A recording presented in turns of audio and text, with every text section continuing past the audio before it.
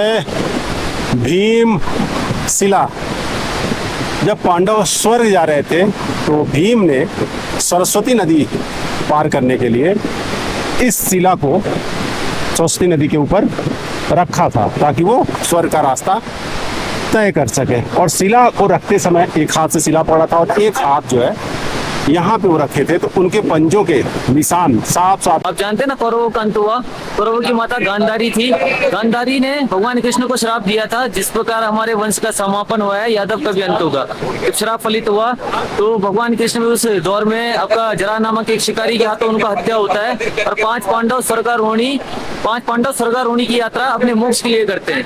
यहाँ जब वो पहुंचे, सरस्वती रिवर के फोर्स को देखकर द्रौपदी डरती है। भीम ने उसके लिए सिंगल स्टोन रखा रिवर क्रॉस करने के लिए। और ये सिंगल स्टोन ही भीम पुल के नाम से फेमस हुआ। और असल में जो द्रौपदी के लिए पुल लगाया गया, द्रौपदी इसको क्रॉस नहीं कर पाई, उसका डेथ पॉइंट भी अपने प्राण यही त्याग लेती है। गणेश जी के बारे में आप जानते हैं ना, भगवान शंकर के पुत्र हैं, रिद्धि सिद्धि के दाता हैं और बुद्धि के देवता भी माने जाते हैं। बाकी सृष्टि में सबसे चतुर की उपाधि इनको देते हैं। और जो वेद व्यास जी हैं वो भी साधारण नहीं है, भगवान विष्णु के 21वें अवतार हैं। इनकी शर्त को जब वो सुनते हैं कि कंटिन्यूस बोलना है, कहते हैं मुझे तुम्हारी शर्त मंजूर है, बट मेरी भी शर्त होगी, मैं मन ही मन बोलूंगा, आपको लिखना होगा। और जिस वर्ल्ड का आपको मीनिंग पता ना होगा, उस वर्ल्ड को आप तब तक नहीं लिखोगे जब तक कि उसका मीनिंग पता ना लगे। और जब वेद व्यास ही मन ही मन बोलते थे तो कंटिन्यूस बोल सकते थे। महाभारत में ऐसे मोड़ पड़ते जहां अगर उनको रुकना होता, ऐसे डिफिकल्ट वर्ल्ड पहले से ढूंढ कर रखते जिनका मीनिंग पता करने में गणेश जी टाइम लेते। खूबसूरत भोजपत्र जिस पर माना जाता है कि महाभारत और हमारे जो पुराण है, 4 वेद और 18 पुराण की रचना की गई और ब्रह्मसूत्र की रचना की गई।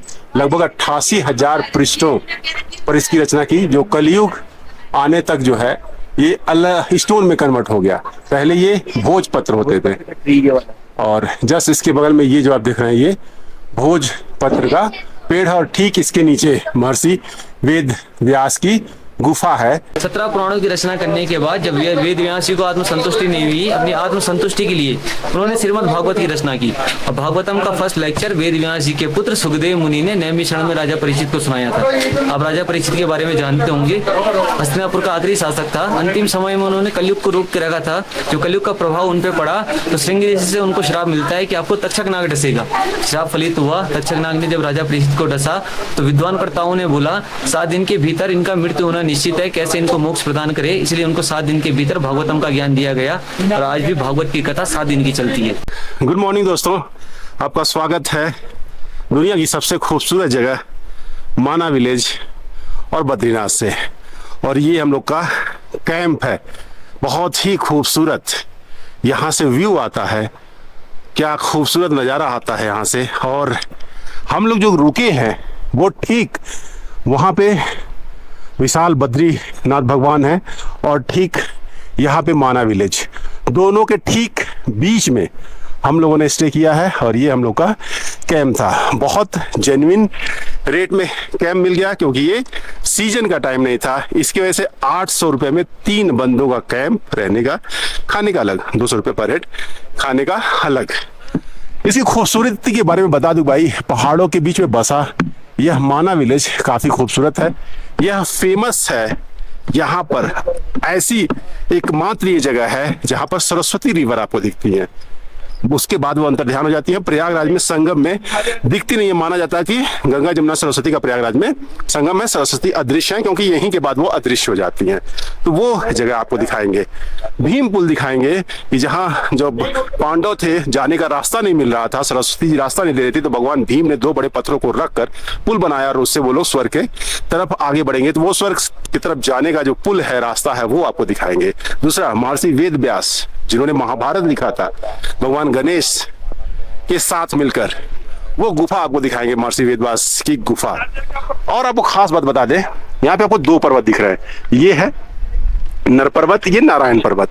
दोनों पर्वत के बीच में भगवान बद्रीनाथ का निवास है। माना जाता है कि जो नर पर्वत और नारायण पर्वत हैं वो धीरे धीरे एक दूसरे के पास खिसक रहे हैं। तो जैसे जैसे वो खिसकते जाएंगे तो आने वाले समय में भगवान बद्रीनाथ विलुप्त हो जाएंगे क्योंकि दोनों पर्वत जो है आपस में सट जाएंगे। तो ऐसी अवस्था में भविष्य बद्री जो नीचे है, यहाँ से नीचे जोशीमठ से आगे है, वो जोशीमठ से आगे है, तो वही खुलेगा। हाँ, तो भगवान बद्रीनाथ की पूजा वहां की जाएगी।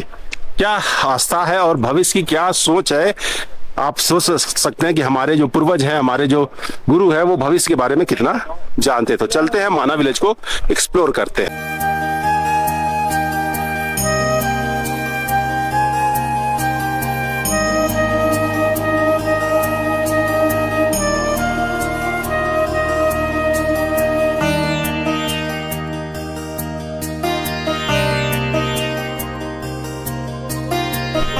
ये है माड़ा विलेज का गेट।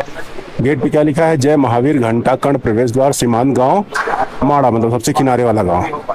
श्री सरस्वती ज्ञान मतलब सरस्वती माता यहाँ पे केवल दिखती हैं। विज्ञान धाम, महर्षि भगवान वेद व्यास गुफा, वेद व्यास की गुफा है, और गणेश गुफा। और इसके ठीक सामने आपको ये पार्किंग मिल जाएगी। यहाँ पे गाड़ी खड़ा करना आपको, इसके आगे आपकी गाड़ी नहीं जाएगी। बाकी आपका सफर जो है वो पैदल तय होगा। ये माना विलेज की सकरी गलियां हैं जिनसे होते हुए आपको जाना है। यहाँ पे आप अगर खरीदारी का शौक रखते हैं तो ऊनी कपड़े, हस्तशिल्प और बाकी गांव से संबंधित बहुत सारे आपको सामान मिल जाएंगे। तो पूरा दिन आप यहाँ पे बिता सकते हैं, यहाँ के लोगों से रूबरू हो सकते हैं। नरेंद्र मोदी जी है ना, 2022 अक्टूबर में यहाँ पे आए। उन्होंने इस विलेज को फर्स्ट किया, इसलिए किया विलेज के बारे में पॉजिटिविटी बनी रहे। बाकी इस विलेज का फुल नेम मणिभद्रपुरी है और शॉर्ट नेम माना है। ये कल्चर की वजह से, कल्चर यहाँ पे लोकल 6 मंथ रहते हैं, हैंडमेड करते हैं, खेती में इधर आलू होता है। बाकी टूरिज्म पे यहाँ का बिजनेस डिपेंड है और 6 मंथ के बाद स्नोफॉल होता है। 10 से 15 फीट बर्फ पड़ता है, रहना पॉसिबल नहीं है। कल्चर यहाँ पे है। लोकल्स यहाँ से आपका चमोली में शिफ्ट होते हैं। बाकी आपका यहाँ पे आर्मी का बेस कैंप है, आईटीबीपी है, गढ़वाल स्काउट है, असम राइफल है। बेस कैंप से 65 किलोमीटर बॉर्डर का रूट करता है। बॉर्डर यहाँ से 65 किलोमीटर है, फिर नो मिनट्स लाइन है, फिर तिब्बत है, फिर चाइना है। 1962 इंडो चाइना का, और आप जानते हैं चाइना ने कवर कर लिया। इंडो चाइना बॉर्डर हो गया। कल इंडिया का फर्स्ट विलेज है। सामने का ये मंदिर है, यहाँ के इष्ट देवता का मंदिर है। क्षेत्रपाल श्री घंटाकर्ण महावीर बद्री विशाल जी हैं, उनके रक्षक देवता है। तो आपका जो ये टेम्पल है आपका 15 जून को ओपन होता है और नवंबर 15 की लास्ट नाइट में यहाँ पे पूजा पाठ होगा। 12 बजे इनके कपाट क्लोज होते हैं और 16 नवंबर के दिन माना विलेज का कल्चर ये एक ही साथ खाली होता है और चमोली भी शिफ्ट हो जाता है। फिर आपका जैसे 17, 18, 19, 20, 21 नवंबर में कोई भी ऐसी डेट होगी जिस दिन भगवान बद्रीनाथ जी का कपाट क्लोज होने का टाइमिंग है। आपको यहाँ पे पर्वतों के बारे में बताता हूँ। ये सामने वाला पर्वत जो है ये नारायण पर्वत है। अच्छा, ये सामने वाला नारायण पर्वत है और ये वाला नर। जब नर और नारायण थे, भगवान विष्णु के अवतार थे, इसी नारायण पर्वत पे आपका बद्री विशाल जी का टेम्पल स्थापित है। सामने जो टेम्पल दिख रहे हैं आप, एक रेड वाला है, ये काल भैरव का मंदिर है जिसपे वो फ्लैग लगा है। मूर्ति माता का मंदिर है, बद्री विशाल जी की माता का मंदिर। सितंबर में वामन द्वादशी के दिन एक लोकल फेस्टिवल होता है। उस दिन मूर्ति माता का यहाँ मेला लगेगा। नारायण जी का जो शालिग्राम मूर्ति है बद्रीनाथ जी के टेम्पल से डोली में यहाँ लेके आते हैं, माता के दर्शन करवाते हैं। और 6 मंथ में टेम्पल एक ही बार ओपन होता है, बाकी 6 महीने फिर खाली रहता है ना, ऐसा मान के चलिए साल भर क्लोज रहता है। सेंटर वाला माउंटेन ये आपका कुबेर पर्वत है। कुबेर पर्वत जी, आप जानते हैं ना, कुबेर धन के देवता है। साउथ में आपने तिरुपति बालाजी का नाम सुना होगा, वो वाला साउथ में तिरुपति जी जिसके ऊपर बादल है जी। हाँ, तो आपके जो साउथ में तिरुपति बालाजी हैं, उन्होंने राजकुमारी पद्मावती के साथ ठाठ बाट से शादी करने के लिए जो कुबेर से धन का कर्जा लिया, इसी माउंटेन से लिया और तभी से माउंटेन कुबेर पीक के नाम से फेमस है। आज भी मानते हैं तिरुपति बालाजी वो कर्ज को चुका नहीं पाए हैं जो उन्होंने अपनी शादी के लिए लिया। और उनके टेम्पल में सबसे ज्यादा गोल्ड को चढ़ाते हैं ना, इसी आस्था के कारण चढ़ता है कि तिरुपति बालाजी का कर्ज कम हो सके। साइड का माउंटेन नारद पर्वत है, उसके जस्ट बगल में नारद पर्वत है जी। ये सामने वाला कि पीछे वाला? पूरा नारद है। अच्छा, ये पूरा नारद। आपने एक साउथ इंडियन मूवी देखा होगा बद्रीनाथ, अल्लू अर्जुन का मूवी है, उसमें एक वसुंधरा वाटरफॉल दिखाया है। असल में इस माउंटेन से गिरता है। तो जो ये पानी का महत्व है, नारद जी ने अष्टवसुओं के साथ इस माउंटेन के ऊपर लगभग 30,000 ईयर्स तक तप किया और उनके तपोबल से इस वाटरफॉल का जन्म हुआ है। वाटरफॉल के पानी का ऐसा महत्व है, शास्त्रों के अनुसार मानते हैं जो व्यक्ति मतलब पापी होता है, पाखंडी होता है, उसकी किस्मत में जल का स्पर्श नहीं होता है। पापियों को देख के अपनी डायरेक्शन चेंज कर लेता है और जो पुण्य आत्मा होगा उसके ऊपर गिरेगा। तो इस ट्रैक में आपका 5 से 6 घंटा लगता है। अब आगे जैसे जैसे पॉइंट जब ट्रैक वसुंधरा वाटरफॉल मिलेगा। अच्छा जी, यहाँ से देखिए ना आप, सतोपंथ की ट्रैक में मिलता है। ये सामने वाटरफॉल दिख रहा है आपको? हाँ, ये वसुंधरा वाटरफॉल है। सामने माँ सरस्वती का उद्गम स्थल देख रहे हैं और यहाँ से लगभग 700 मीटर की दूरी तय करने के बाद माँ सरस्वती जो है अलकनंदा नदी में संगम होता है उनका और सरस्वती नदी यहाँ पे विलुप्त हो जाती है। तो पूरे ब्रह्मांड में आप केवल यही माड़ा विलेज में ये 700 मीटर की जो डिस्टेंस पे सरस्वती नदी देख सकते हैं और आप धन्य हो सकते हैं। उसके बाद ये सरस्वती नदी गुप्तगामिनी के रूप में प्रयागराज में जो गंगा जमुना और सरस्वती का संगम है वहां पे आ जाती हैं। वहां पे भी वो दिखाई नहीं देती हैं, वो अंडरग्राउंड वहां पे भी होती हैं। उसके बाद ये जो पहाड़ आप देख रहे हैं ये नारायण पर्वत है और उसके जस्ट में ये दूसरा जो ये पहाड़ देख रहे हैं ये नर पर्वत है और ये नर पर्वत और नारायण पर्वत के बीच में विशाल बद्री भगवान का निवास स्थान है और यहाँ नारायण पर्वत पे बद्रीनाथ भगवान की माता जी का भी मंदिर और काल भैरव का भी मंदिर देखने को मिल जाता है। और जस्ट इसके नीचे सरस्वती रिवर आप देखेंगे जहाँ उनका उद्गम स्थान वो दिखाई देता है और यहाँ पर ये संगम है जहाँ अलकनंदा रिवर के साथ मिलकर ये आगे बढ़ती हैं और बाकी प्रयागों में संगम होता है अलकनंदा रिवर का। महाभारत का हिस्ट्री सुना होगा, जो वेद व्यास जी महाभारत की रचना कर रहे थे उन्हें एक राइटर की जरूरत थी जो जल्दी से इस काम को फिनिश कर सके। आप भी जानते हैं ना, सृष्टि में गणेश जी से चतुर कोई नहीं माने जाते हैं। गणेश जी का आह्वान किया गया, आह्वान करने पर गणेश जी इस गुफा में प्रकट हुए, महाभारत लिखने के लिए राजी होते हैं। लिखने से पहले एक शर्त रखते हैं, कहते हैं वेद व्यास जी से आपको कंटिन्यूअस बोलना पड़ेगा, मतलब जहाँ से बोलना स्टार्ट हो गया फिनिश होने तक आपने रुकना नहीं है। बीच में अगर आप रुक गए मैं वहीं पे लिखना बंद कर दूंगा, ऐसी गणेश जी की शर्त थी। फिर महाभारत को कंटिन्यूअस बोलना पॉसिबल नहीं था क्योंकि उसमें ऐसे मोड़ पड़ते थे जहाँ पे वेद व्यास जी को रुकना होता था। दोनों साधारण नहीं है। गणेश जी के बारे में आप जानते हैं ना, भगवान शंकर के पुत्र हैं, रिद्धि सिद्धि के दाता हैं और बुद्धि के देवता भी माने जाते हैं। बाकी सृष्टि में सबसे चतुर की उपाधि इनको देते हैं। और जो वेद व्यास जी हैं वो भी साधारण नहीं है, भगवान विष्णु के 21वें अवतार हैं।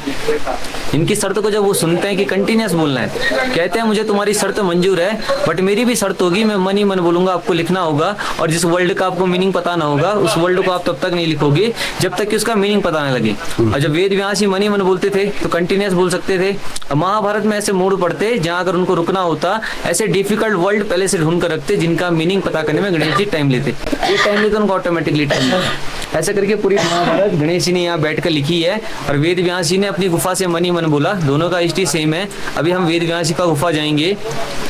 आपका जो वेद व्यास जी थे इनका असल में जो जन्म हुआ आपका द्वापर युग में हुआ।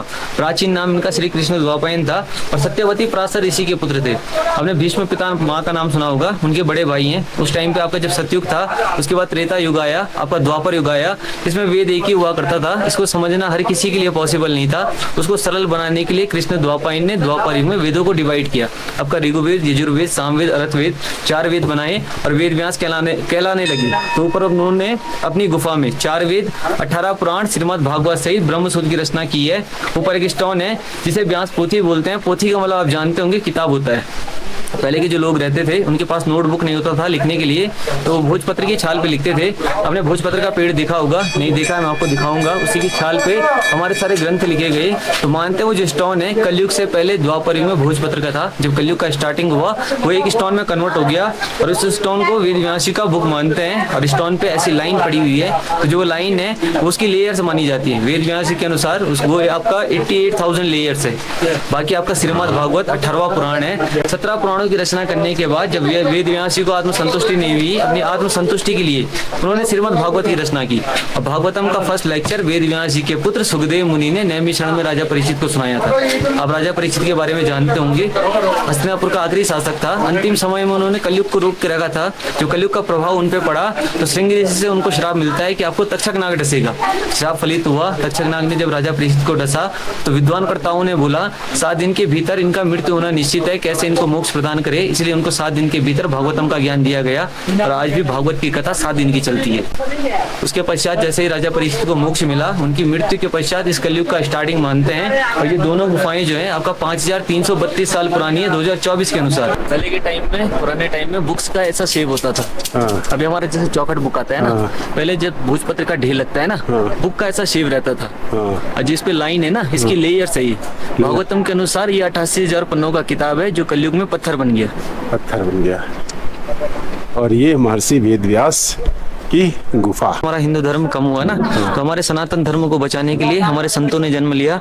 वैसे एक वल्लभाचार्य जी भी थे जो 1100 ईस्वी में यहाँ पे आए और यहाँ से भागवतम का ज्ञान लेकर आज 84 स्थानों पे भागवत कराई। तो जहाँ पे वो 84 स्थानों पे उन्होंने भागवत के सिद्ध पीठ बनाए गए हैं, वहाँ पे आज के टाइम में 84 स्थानों पे भागवत की कथा चलती है। ये खूबसूरत भोजपत्र जिस पर माना जाता है कि महाभारत और हमारे जो पुराण हैं, 4 वेद और 18 पुराण की रचना की गई और ब्रह्म सूत्र की रचना की गई। लगभग 88,000 पृष्ठों पर इसकी रचना की, जो कलयुग आने तक जो है ये स्टोन में कन्वर्ट हो गया। पहले ये भोजपत्र होते थे और जस्ट इसके बगल में ये जो आप देख रहे हैं ये भोजपत्र का पेड़ है और ठीक इसके नीचे महर्षि वेद व्यास की गुफा है, जहां पर बैठ के उन्होंने महाभारत का ज्ञान दिया था। दोस्तों, महर्षि वेद व्यास की गुफा के दर्शन करने के बाद, शिला भोजपत्र के दर्शन करने के बाद हम लोग जा रहे हैं सरस्वती नदी, माँ सरस्वती का जो उद्गम स्थान है वहां और भीमशिला देखने।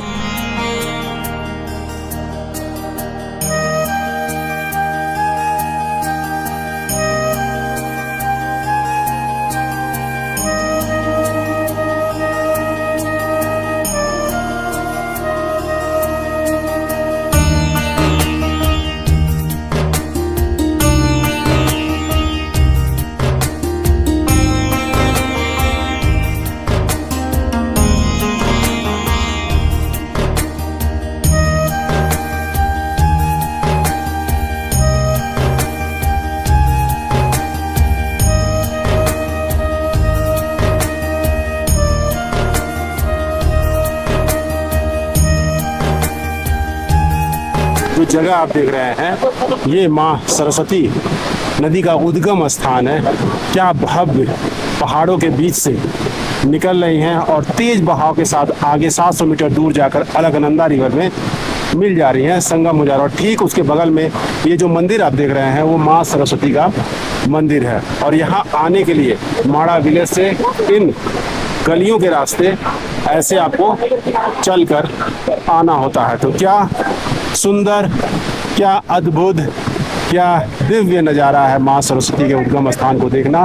पूरे ब्रह्मांड में आप यही केवल माँ सरस्वती को देख सकते हैं। ये है भीमशिला। जब पांडव स्वर्ग जा रहे थे तो भीम ने सरस्वती नदी पार करने के लिए इस शिला को सरस्वती नदी के ऊपर रखा था ताकि वो स्वर्ग का रास्ता तय कर सके। और शिला को रखते समय एक हाथ से शिला पड़ा था और एक हाथ जो है यहाँ पे वो रखे थे, तो उनके पंजों के निशान साफ साफ देख सकते हैं। 5 उंगलियों के निशान आप साफ साफ देख सकते हैं। और नीचे इसके जो है वो सरस्वती नदी आपको दिख जाएगी, जो आगे जाकर अलकनंदा नदी में मिल जा रही है। सरस्वती नदी का उद्गम स्थान देखा जाए तो ठीक इस शिला के पीछे बहुत भव्य रूप में सरस्वती नदी जो है आपको दिख जाएंगी और उनका एक मंदिर भी यहाँ पे आपको दिख जाएगा पहाड़ों के बीच में। और ये जो जगह है ये माड़ा में है, सामने आपको माड़ा विलेज भी दिख रहा होगा। तो क्या खूबसूरत नज़ारा है यहाँ पे, क्या दिव्य नज़ारा है यहाँ पे। ऊपर देखिए क्या बिखरे हुए पहाड़ और भगवान के दर्शन यहाँ से आप कर सकते हैं। जब आपका महाभारत का युद्ध हुआ, आप जानते हैं ना कौरवों का अंत हुआ। कौरवों की माता गांधारी थी। गांधारी ने भगवान कृष्ण को श्राप दिया था, जिस प्रकार हमारे वंश का समापन हुआ है, यादव का भी अंत होगा। जब श्राप फलित हुआ तो भगवान कृष्ण में उस दौर में आपका जरा नामक एक शिकारी के हाथों उनका हत्या होता है और 5 पांडव स्वर्गारोहणी की यात्रा अपने मोक्ष के लिए करते हैं। यहाँ जब वो पहुंचे, सरस्वती रिवर के फोर्स को देखकर द्रौपदी डरती है। भीम ने उसके लिए सिंगल स्टोन रखा रिवर क्रॉस करने के लिए। और ये सिंगल स्टोन ही भीम पुल के नाम से फेमस हुआ। और असल में जो द्रौपदी के लिए पुल लगाया गया, द्रौपदी इसको क्रॉस नहीं कर पाई, उसका डेथ पॉइंट भी अपने प्राण यही त्याग लेती है। फिर यहाँ से पांडव आगे बढ़े, यहाँ से 8 किलोमीटर आगे आपका लक्ष्मी वन है, जहाँ पे नकुल ने अपने प्राण त्यागे। उसके आगे आपका सहस्त्रधारा है, यहाँ पे सहदेव ने प्राण त्यागे। उसके आगे चक्र तीर्थ है, जहाँ पे अर्जुन ने अपने प्राण त्यागे। लास्ट आपका 2.5-3 किलोमीटर सबसे टफ पड़ता है। और उसके बाद आप सतोपंथ की एक त्रिकोणात्मक झील पे पहुंचते हैं, जहाँ पे मानते हैं ब्रह्मा विष्णु महेश एकादशी में साक्षात स्नान करने के लिए वहां उतरते हैं। और पांडवों में भीम ने अपने प्राण वहां त्यागे। आपने सुना होगा, इनके साथ एक कुत्ता जो है स्वर्गारोहण के लिए गया। वो साधारण कुत्ता नहीं था, धर्मदेव थे, युधिष्ठिर के साथ गए थे। युधिष्ठिर अकेला छूटता है, उसको लेने के लिए यक्ष आते हैं, कहते हैं युधिष्ठिर से महाराज हम आपको स्वर्ग ले जाने के लिए आए। अब युधिष्ठिर जब सुनता है खुश हो जाता है, सोचता है उसका ट्रैक कंप्लीट हो गया, कुत्ते को भी बोलते हैं तुम भी स्वर्ग लोग चलो। और युधिष्ठिर की वहां पे परीक्षा लेते हैं, कहते हैं युधिष्ठिर से जो ये कुत्ता है स्वर्गारोहणी नहीं जाएगा, क्योंकि अपनी लाइफ में कभी पुण्य कर्म नहीं किया इसने। जो पुण्य कर्म नहीं करता है वो स्वर्ग का हकदार नहीं है। युधिष्ठिर जब सुनता है, बोलता है अपने दुखी स्वर में, जो मेरे अपने थे, बड़े बड़े महारथी थे, सभी ने मेरा साथ छोड़ा है, इसी ने मेरा साथ दिया है। दरअसल अगर ये कुत्ता स्वर्गारोहणी नहीं गया, मैं भी स्वर्ग नहीं जाऊंगा। वहाँ पे धर्मदेव अपने साक्षात रूप में प्रकट होते हैं, युधिष्ठिर से खुश होते हैं, वरदान देते हैं कि आज से आप पूरे संसार में धर्मराज के रूप में जाने जाओगे। और उनको लेने के लिए पुष्पकमान उतरता है। जिस पॉइंट से युधिष्ठिर स्वर्ग गया, ऐसे 25 किलोमीटर है, अप एंड डाउन 50 किलोमीटर का ट्रैक लगता है। इसमें आपका 5 डेज का ट्रैक होता है, जिसमें खाना पीना, आपका जितना भी कैंप का सामान होता है वो ले कैरी करके जाना पड़ता है। जी, सतोपंथ स्वर्गारोहण। इसमें कैंपिंग टूर होता है। पांडव इस रूट से आगे गए, हम लोग ये नारायण पर्वत है, यहाँ से होके चलते हैं।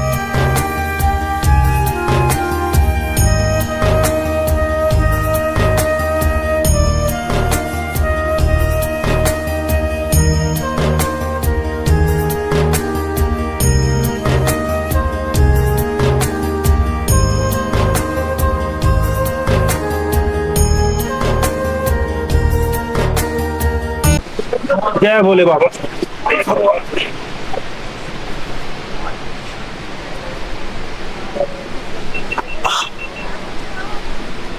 जय भोले।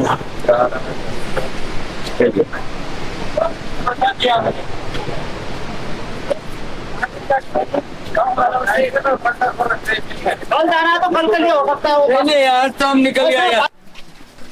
नजर बट्टू। नजर बट्टू। अच्छा, कौन से पेड़ का है ये? तेज बल है, तेज बल इसका नाम है। तेजबल। इसको घर में रखने से नजर नहीं लगता है, दूसरों का नजर नहीं लगता। दूसरों का नहीं नजर लगता। कितने का है? तो नजर बट्टू की लकड़ी, इसे आप घर में रखते हैं तो किसी प्रकार का नजर टोना टुटका इसमें नहीं लगता है, इसको घर में रखा जाता है।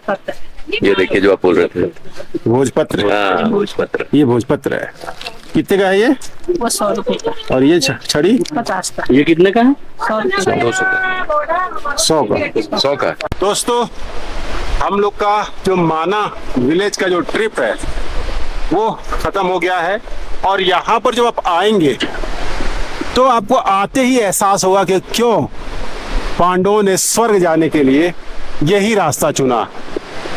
क्या अद्भुत दिव्य नजारा यहाँ से दिखाई देता है। सामने नर और नारायण पहाड़, वहाँ कुबेर, और फिर नारद पहाड़, और नीचे जो है सरस्वती रिवर अपने प्रवाह के साथ बह रही है। एक छोटा सा ब्रिज आपको दिखाई देगा। तो बहुत ही खूबसूरत और दिव्य माना विलेज का सफर खत्म हुआ। उम्मीद है कि आपको ये वीडियो पसंद आया होगा और इंफॉर्मेटिव लगा होगा, और वीडियो देखने के बाद आप भी कोशिश करेंगे कि यहाँ पर आए। तो वीडियो को यहीं समाप्त करते हैं, मिलते हैं नेक्स्ट वीडियो में। तब तक अपना ख्याल रखिएगा। Ta ta, bye bye, see you.